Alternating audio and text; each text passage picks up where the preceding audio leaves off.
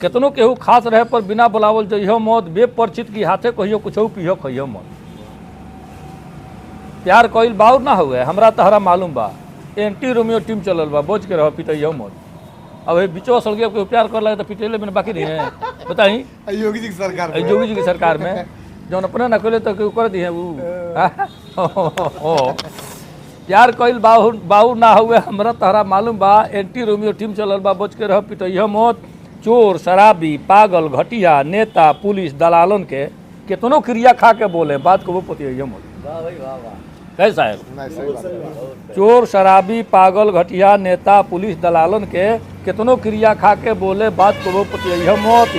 आ शोर शराबा, मारपीट, रैली हड़ताल करावे में केकर कितना लाभ हानि बा, हमरा के समझिए मौत। नहीं जी, केकर लाभ है केकर हानि में होता रैलिया से, ये हमने खूब जानता नहीं जा।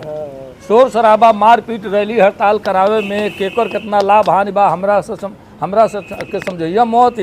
आ बेटा, बेटी, मेहरी, मीत, संहतियों से बचियो बाकी।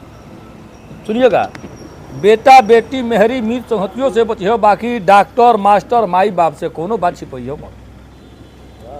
हम खाली कोई दे कि हमरा बड़ा औरत फोड़ा भइल बा, डॉक्टर कोई नहीं देखावो, हम तो नहीं देखावे लगने के, तो देखावे लगे तो फर्क होई, कहां दवाई होई। हां, बेटा, बेटी, मेहरी, मीत, संहतियों से बचियो बाकी। डॉक्टर, मास्टर, माई बाप से कोनो बात छिपइयो मत। अबरा दुबरा के जितना होके सहयोग करा दिहो। जौना के अपरिचित बाटे कही चौक चौराहा पर गिरल बा, ढहल बा, ओकरा आवश्यकता बा भोजन के, कपड़ा के, ओके बिना पूछले उजे चुपचाप साल उड़ा के चल जाइए। एगो साल उठा तो 3 आदमी पकड़ले बहने करते, 3 आदमी बुझाते इतना भारी बस ससुरा के उठबे ना करी। अस्पताल में जाता लो, नेता लो, 2 ओकेरा बढ़ाते तो एक जन से पकड़ बना, एक जन से पकड़, फोटो खिंचाता है। चलो फोटो नहीं खिंचा तो केरवा मरीज के हाथ में क्या ताकत, बोलिए गलत कर रहा हूँ, ऐसा नहीं होता, ये नहीं धर्म है। तो अबरा दुबरा के जितना होके सहयोग करा दिहो। आन्हर, भेभर, कोढ़ी, कंजूसे के धन अपनइयो मत। आ मिर्गी, मृतक, मारपीट, चुगली, चोरी से दूर रहो। घोड़ा गधा की पीछे या पुलिस की आगे जाइयो बस।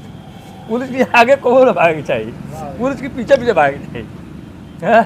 मिर्गी, मृतक, मारपीट, चुगली, चोरी से दूर रहो। घोड़ा गधा की पीछे, पुलिस की आगे जइयो मत। आ तू अपन देखो तब देखी दुनिया कहियो तहरा के। 47 वर्ष है तपस्या कैले जो आज सुनत है सुबह और वह ताली बजाइले हंसी जाओ आप सबके। 47 वर्ष हो गए। तू अपन देखो तब देखी दुनिया कहियो तहरा के। आ बादशाह से प्रीत लगा के प्रेमी के भूलो। वाह वाह वाह।